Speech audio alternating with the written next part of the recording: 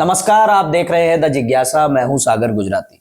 संसार का सबसे बड़ा धन क्या है? इस सवाल के जवाब अलग अलग हो सकते हैं, इस पर विचार भी अलग अलग हो सकते हैं, लेकिन इसका सबसे सटीक जवाब महाभारत में मिलता है।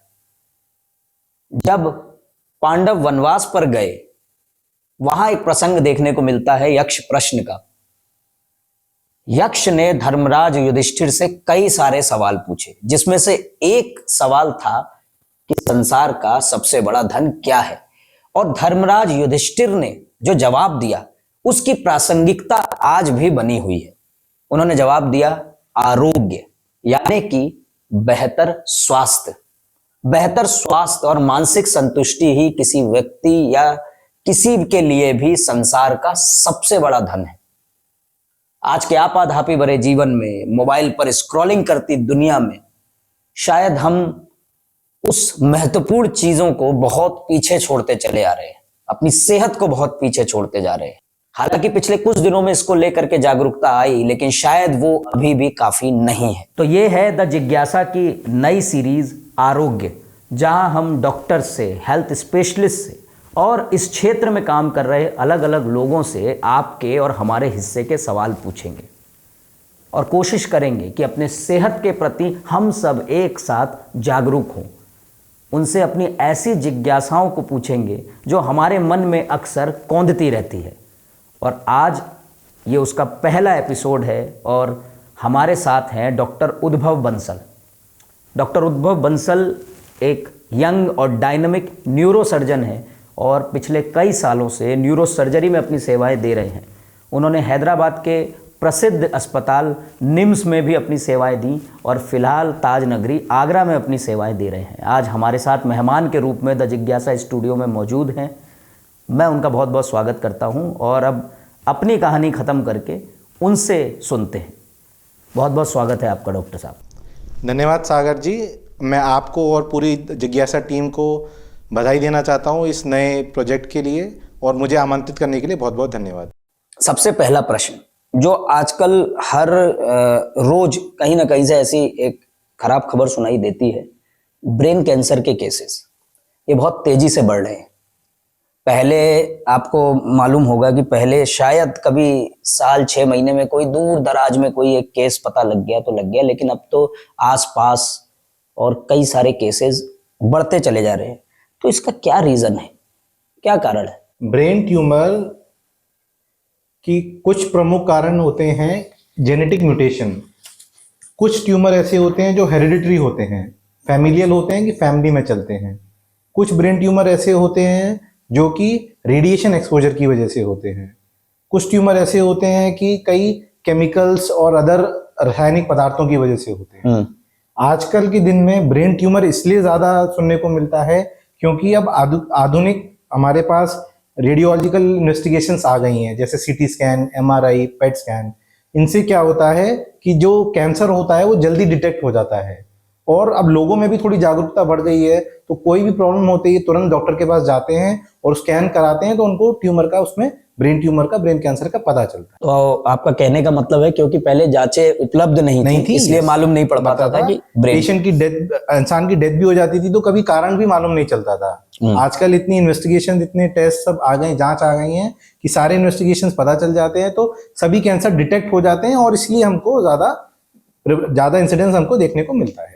अच्छा, अर्ली वार्निंग सिग्नल्स इसके क्या हो सकते हैं कि किसी को कैसे पता चले कि something is not right with my brain? Brain cancer के कुछ प्रमुख लक्षण होते हैं, जैसे कि सिर में दर्द होना, उल्टियां होना, फिट्स या हिंदी में जिसको मिर्गी का दौरा बोलते हैं वो होना, हाथ पैर की कमजोरी आना, चक्कर आना और हाथ पैर कमजोर पड़ जाना। ये कुछ ब्रेन के अलग अलग एरिया के ट्यूमर जब होते हैं तो अलग अलग ये लक्षण उसमें आते हैं। तो उसी के हिसाब से उनकी जांच कराई जाती है और आगे उसका ट्रीटमेंट किया जाता है। ओके, तो इसका ट्रीटमेंट क्या अवेलेबल है अभी? देखिए, सबसे पहले किसी को ऐसे हेडेक है या उसको मिर्गी का दौरा आता है या हमें ऐसा कोई उसकी जांच को देख के एग्जामिन करके ऐसा लगता है कि उसको ब्रेन ट्यूमर हो सकता है, तो हम उसको सीटी स्कैन और एमआरआई जैसे टेस्ट कराते हैं। उन टेस्ट में ट्यूमर आने के बाद हम उसके हिसाब से आगे ट्रीटमेंट करते हैं। मोस्ट ऑफ द कैंसर जो ट्रीटमेंट हम करते हैं वो सर्जरी ट्रीटमेंट से हो जाता है। उसमें जो हाई ग्रेड ट्यूमर्स होते हैं उसमें सर्जरी के बाद कीमोथेरेपी और रेडियोथेरेपी जैसी पद्धतियां अवेलेबल हैं जिससे कि पूरा ट्यूमर का क्योर हो सकता है। इसके चांसेस क्या होते हैं इसमें सर्वाइवल के? देखिए ये बहुत बड़ा एक मिथ है कि ब्रेन ट्यूमर हुआ तो आदमी डेथ हो जाएगी। एग्जैक्टली इसीलिए सवाल मैंने पूछा। हाँ, ये बहुत बड़ा मिथ है। ट्यूमर दो प्रकार के होते हैं, एक होता है बिनाइन ट्यूमर और एक होता है मेलिग्नेंट ट्यूमर। बिनाइन ट्यूमर मतलब क्या है, सादा गांठ होती है जिसको शरीर से निकाल दी जाए तो उसके बाद उसका कोई हानिकारक प्रभाव नहीं होता है। दूसरे ट्यूमर होते हैं मेलिग्नेंट ट्यूमर बोलते हैं, वो कैंसरस ट्यूमर होते हैं, वो लो ग्रेड भी होते हैं हाई ग्रेड भी होते हैं। उसमें सर्जरी के बाद आपको कीमोथेरेपी और रेडियोथेरेपी करनी होती है। लेकिन ये बिल्कुल गलत धारणा है कि एक बार आपको कैंसर हो गया तो डेथ निश्चित है, ऐसा नहीं है। कैंसर का ट्रीटमेंट पॉसिबल है, सर्जरी से, कीमोथेरेपी से, रेडियोथेरेपी से, हर तरह की पद्धति अवेलेबल है। एक चीज और मैं इसमें पूछना चाहूंगा कि इसका इलाज कितना महंगा है, या क्या आम व्यक्ति इसको अफोर्ड कर सकता है, या इसमें क्या और ऐसा किसी बहुत ही लो ग्रेड के व्यक्ति को जिसकी इनकम कम है वो इस तरह की चीजें डिटेक्ट होती है तो उसके पास क्या ऑप्शंस हैं? नहीं, जैसे अब तो गवर्नमेंट ऑफ इंडिया की भी कई स्कीम्स आ गई हैं और गवर्नमेंट सभी हॉस्पिटल में इंक्लूडिंग आगरा के जो सरकारी अस्पताल हैं उसमें कैंसर का पूरा ट्रीटमेंट उपलब्ध है। आजकल ये जो हेडेक है और ये जो माइग्रेन का दर्द है बहुत ही कॉमन हो गया, हर दूसरे तीसरे दिन कई बार मुझे भी होता है। इसके लिए जानना चाहता हूँ डिफरेंशिएट आदमी कैसे करे कि मेरा जो दर्द है, मेरा जो हेडेक है, मेरा जो माइग्रेन का दर्द है ये डेंजरस हो सकता है और या ये नॉर्मल है, या ये ऐसा होता क्यों है, इतनी तेजी से क्यों ये चीजें बढ़ गई हैं? देखिए हेडेक का, देखिए हजारों कारण हो सकते हैं जिस वजह से हेडेक हो। उन हजारों कारणों में से एक हेडेक का कारण होता है migraine headache. Common myth public में क्या है, किसी को महीने में एक बार दो बार हेडेक होता है तो वो उसको माइग्रेन से राइट राइट राइट। माइग्रेन और हेडेक दो अलग चीजें हैं, दोनों सेम नहीं है। माइग्रेन में तो हेडेक के साथ आपको उल्टी होगी, उसके साथ ऑरा होता है, आपको लाइट पसंद नहीं आएगी, आपको शोर शराबा पसंद नहीं आएगा, आपको एकांत जगह चाहिएगी। और माइग्रेन के लिए तो प्रोफाइलेक्टिक बोलते हैं, मेडिसिन स्टार्ट की जाती है। उसका मतलब क्या है कि जब माइग्रेन का अटैक आया उस टाइम तो आपको दवाई खानी पड़ेगी दर्द की, और उसके बाद अटैक नहीं आया माइग्रेन का, उसके लिए कंटिन्यूअस दवाई इलाज चलता है। तो माइग्रेन को और हेडेक को कभी भी सेम ना समझें। आपको कभी भी हेडेक हो तो एक डॉक्टर को दिखाने जरूर जाएं। हेडेक के कई कारण, कान में कोई प्रॉब्लम हो तो भी हेडेक हो सकता है, आंख से कम दिखता है, आंख में कमजोरी हो तो भी हो सकता है, ब्रेन की प्रॉब्लम हो तो भी हो सकता है, सिर्फ आप टेंशन की वजह से, आपकी उसकी वजह से भी हो सकता है, आप ओवरथिंक करते हैं उसकी वजह से भी हो सकता है, आप एक दो दिन नहीं सोए हैं, ओवरवर्क हैं, आप फटीग्ड हैं, इसकी वजह से भी हो सकता है। तो उसके बहुत सारे कारण हैं। तो कभी भी हेडेक को आप माइग्रेन से रिलेट ना करें और कभी उसको लाइटली ना लें। एटलीस्ट एक बार हॉस्पिटल कंसल्ट जरूर करें, एटलीस्ट आपका कॉज हेडेक का मालूम चल सके। जिससे लोग अमूमन वो 2-4 रुपए की कोई दवाई आती है, मैं नाम नहीं बताऊंगा, नाम नहीं लूंगा, आपको भी मालूम है, उसको खाते ही बिल्कुल ठीक हो जाता है। क्या वो चीज सही है या उसका भी कोई साइड इफेक्ट्स है? देखिए मैं इस चीज को बिल्कुल सही नहीं मानूंगा। आप जो दवाई खाते हैं वो हेडेक का सिम्टम को रिलीव कर दे रहा है, लेकिन आपको हेडेक क्यों हुआ वो कारण आपको नहीं पता। हमेशा दवाई खाने से आप कारण को इलाज नहीं कर रहे हैं, आप सिर्फ उसकी वजह से जो प्रॉब्लम आ रही है, जो आपको सिर दर्द हो रहा है उसका इलाज कर रहे हैं। हमेशा उसके जड़ पे जाना जरूरी है। ओके। हेड इंजरी एक ऐसी चीज है, डर भी लगता है और लेकिन इसके केसेस भी बहुत ज्यादा बढ़ते चले जा रहे हैं। तो हेड इंजरी के आप कई बार हमें बाहर से दिखता है इंजरी हुई है, कई बार समझ नहीं आता। कई बार एक्सीडेंट्स के बाद ऐसा देखा गया है कि व्यक्ति थोड़ी देर अपनी गाड़ी भी ड्राइव करके गया और उसके बाद फेंट हुआ और गिर गया। तो ये जो इस प्रकार की इंजरी है, क्या सिम्टम्स हो सकते हैं, क्या कॉजेज हैं इसके? हेडेक में बताना चाहूंगा एक बहुत बड़ी वर्ल्ड वाइड, एक इसको कहेंगे जो प्रॉब्लम है हमारी वर्ल्ड वाइड। थोड़ा मैं उसमें स्टैट्स आपको बताना चाहूंगा हेड इंजरी की। यस, वर्ल्ड में तो करीबन 1 लाख लोग में 220 लोग को हेड इंजरी होती है। ये लास्ट ईयर का स्टैट्स मैं बता रहा हूँ। इंडिया में लास्ट ईयर 5 लाख से ज्यादा हेड इंजरीज हुई हैं, जिसमें से 1.5 लाख से ऊपर डेथ हुई है। तो आप 1.5 लाख डेथ और जो 5 लाख हेड इंजरी से इसकी ग्रेविटी आप समझ सकते हैं कितनी ग्रीवियस है। इसके अब कुछ प्रमुख कारण होते हैं कि जैसे एक्सीडेंट हुआ, ऊपर से गिर गए, छत से गिर गए, किसी ने आपके सिर पे मार दिया, ये कुछ एक प्रमुख कारण होते हैं। अब आप हेड इंजरी हुई, आप इसको कैसे डिटेक्ट करेंगे कि हेड इंजरी हुई है? इसके सिम्टम्स, जैसे आपको सिर में दर्द होगा, बेहोशी आएगी, उल्टियां होंगी, मिर्गी का दौरा पड़ सकता है, आपको चक्कर आएंगे। ये होता है इमीडिएटली जब चोट लगने के बाद होता है। लॉन्ग टर्म में क्या होता है, जैसे आप या आपके रिलेटिव्स बताएंगे कि आपका बिहेवियर चेंज हो गया है, आपकी मेमोरी थोड़ी प्रॉब्लम हो रही है, आपको ध्यान कम रहता है, चीज़ें चिड़चिड़े हो जाते हैं, आप बहुत जल्दी थक जाते हैं, काम करने में मन नहीं लगता है। ये लॉन्ग टर्म की, जैसे आज चोट लगी 1-2 महीने बाद आपको ऐसे ना, तो वही हेड इंजरी का सीक्वल होता है। तो ये कुछ तरीके हैं जिससे हम बता सकते हैं कि हेड इंजरी हुई है। हेड इंजरी किसी को हो गई तो इमीडिएट फर्स्ट एड क्या हो सकता है? देखिए, इमीडिएट फर्स्ट एड, कोई हेड इंजरी का पेशेंट आप रोड पे जा रहे हैं, आपने देखा Right. कि नीचे गिरा है, इमीडिएटली सबसे पहली बात तो आपको पैनिक नहीं करना है। सबसे आपको एम्बुलेंस को कॉल करना है। ये देखना है पेशेंट कॉन्शियस है कि अनकॉन्शियस है। अगर कॉन्शियस है तो उसको थोड़ा हेड एंड एलिवेट करके थोड़ा सिर उसको ऊपर करके बिठा देना है। अगर अनकॉन्शियस है पेशेंट तो उसको आपको लॉग रोल करके उसको एक साइड में लिटा देना है। और दूसरा, हमारे इंग्लिश इसमें मेडिकल नाम में वर्ड यूज होता है ABC। ए का मतलब एयरवे, बी का मतलब ब्रीदिंग, सी का मतलब सर्कुलेशन। एयरवे का मतलब आपको ये देखना है कि नाक और मुंह उसके खुले हुए हैं, किसी चीज से ऑब्स्ट्रक्टेड नहीं है जिससे सांस जा रही है। बी का मतलब ब्रीदिंग, आपको उसकी छाती देखनी है कि छाती ब्रीदिंग के टाइम पे ऊपर नीचे हो रही है या नहीं हो रही है। सी का मतलब है सर्कुलेशन, आपको उसकी रेडियल पल्स आपको हाथ पे ला के देखना है पल्स है या नहीं।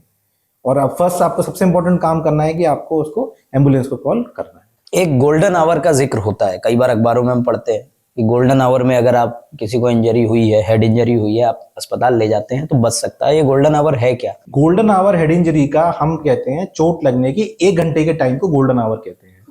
ये वो टाइम पीरियड होता है कि जिसको सीवियर हेड इंजरी हुई है, पेशेंट कोमा में है या उसकी बिल्कुल अनकॉन्शियस है, तो उस टाइम में अगर पेशेंट को तुरंत हॉस्पिटल ले जाके उसका ट्रीटमेंट स्टार्ट किया जाए तो फ्यूचर में उसने बचने की संभावना और उसके ब्रेन में परमानेंट डैमेज जो इंजरी की वजह से हो सकता है उसको कम होने की और वो डैमेज ना होने की संभावना बहुत कम हो जाती है। तो गोल्डन पीरियड हम बोलते हैं, गोल्डन पीरियड 1 आवर बोलते हैं हेड इंजरी के।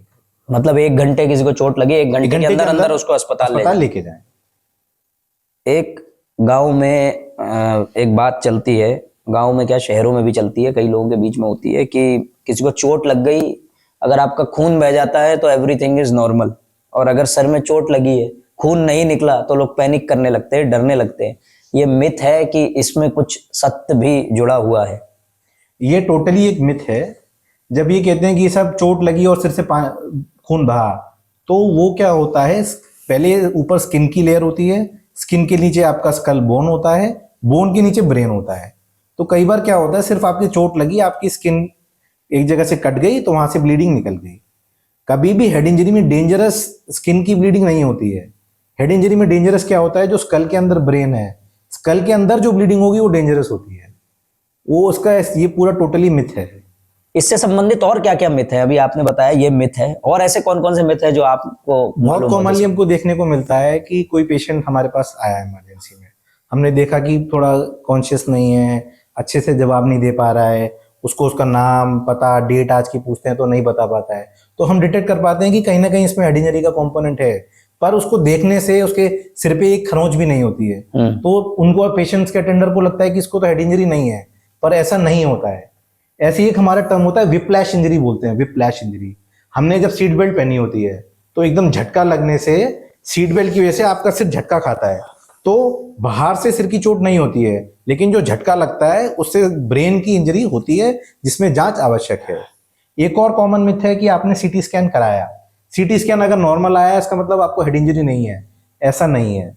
कभी कभी क्या होता है, जैसे इमीडिएटली हेड इंजरी हुआ उसके बाद ब्लीडिंग स्टार्ट नहीं होती, 4 घंटे 6 घंटे 8 घंटे बाद भी ब्लीडिंग स्टार्ट हो सकती है।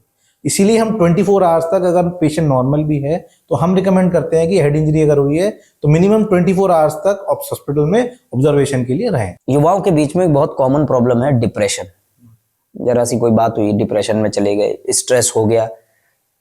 इसको लेकर के क्या डेटा है और क्या इससे बचने के सुझाव आप दे सकते हैं? देखिए, डिप्रेशन एक बड़ी बीमारी है जिसको हम लोग एड्रेस नहीं करते हैं, हमेशा दबा के रखते हैं, उसको डिस्कस नहीं करते हैं। डेटा के हिसाब से 7% लोग विश्व में कहीं ना कहीं किसी ना किसी फेज में डिप्रेशन का शिकार हुए हैं। इसके कुछ प्रमुख कारण क्या है कि अब न्यूक्लियर फैमिली ज़्यादा हो गई हैं, तो आपके पास फैमिली सपोर्ट कम हो गया है, एक कंपटीशन की फीलिंग आपस में हो गई है, एक दूसरे को देख के ईर्ष्या और वो कंपोनेंट बढ़ गया है, प्लस जहां भी आप काम करते हैं वहां जॉब स्ट्रेस लेवल बहुत ज्यादा बढ़ गया है। ये कुछ एक इम्पोर्टेंट कारण है जिस वजह से लोगों को डिप्रेशन होता है। इसके इम्पोर्टेंट सिम्टम्स की कैसे पता चलेगी किसी को डिप्रेशन है? उसमें पेशेंट को नींद नहीं आती है, रात में काम करने में मन नहीं लगता है, पूरे दिन बस ऐसे फटीग फटीग जैसा फील होता है, और उनको किसी हमेशा चिड़चिड़ापन सा रहता है, और हमेशा बिहेवियर उनका अच्छा नहीं रहता जो अटेंडर्स उनके हमेशा बताते हैं।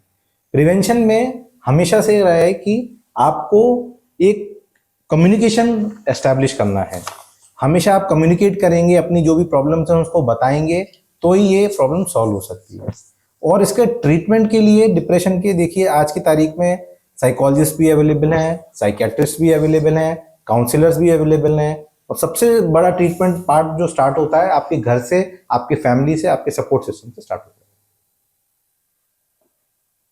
मेंटल हेल्थ प्रॉब्लम्स, अभी हम एक अलग टॉपिक पे आ गए, ऑल्दो आप न्यूरो सर्जन हैं, लेकिन फिर भी मैं आपसे पूछना चाहूंगा कि मेंटल हेल्थ प्रॉब्लम्स क्योंकि तेजी से बढ़ती जा रही है, लेकिन अभी भी सोशल स्टिग्मा है इसको लेकर के। बहुत सारे लोग तो इसको समस्या ही नहीं मानते कि मेंटल हेल्थ जैसी भी कोई समस्या है। आपका इस पे क्या विचार है? देखिए, मेंटल हेल्थ की जैसी बात आती है तो ये एक बहुत बड़ा टैबू हो गया, बन जाता है, राइट। सोशल स्टिग्मा बन जाता है कि अगर कोई बोले कि मुझे डिप्रेशन है तो उसको पागल वर्ड यूज किया जाता है, उसका मजाक उड़ाया जाता है, और वो अगर साइकेट्रिस्ट को दिखाने जाता है तो ये तो पागलों के डॉक्टर को दिखाने जाता है। तो ये एक होता है कि जिस वजह से आदमी हिचकता है किसी डॉक्टर को दिखाने जाने के लिए। तो मेरा तो ये मानना है कि इसको सोशल स्टिग्मा बिल्कुल नहीं समझें, अपनी फैमिली का सपोर्ट लें, और डॉक्टरी मदद जरूर लें जब भी आपको हो। ये टैबू है, ये आज के ज़माने में डेवलपिंग कंट्री है हमारा देश, इसमें अब ये no more, we should not consider taboo anymore.